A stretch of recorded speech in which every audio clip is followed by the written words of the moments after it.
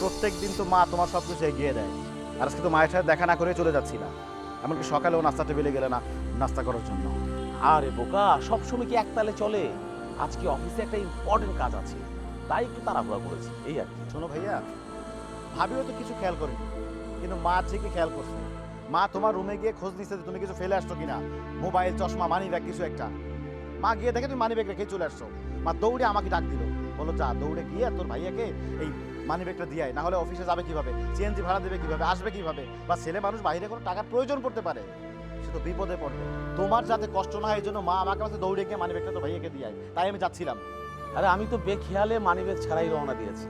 ভাগ্যিস সিএনজি নেওয়ার আগে হঠাৎ আমি পকেটে হাত দিলাম, হাত দিয়ে দেখি মানিব্যাগ নেই। তারপরে দ্রুত বাসা দিকে যাচ্ছি, তোকে পেয়ে গেলাম। বাহ! একটা কথা বলি, এদের মা আছে বিধায় তুমি আমি আমরা কিন্তু মায়ের কেয়ারিংটা পাই। আরেকটা জিনিস দেখছো, আমরা একসাথে একই পরিবারে আছি বিধায় তুমি এই যে মানিব্যাগটা রেখে গেছো, আমি কিন্তু এক দৌড়ে তোমাকে দিতে আসতে পারলাম।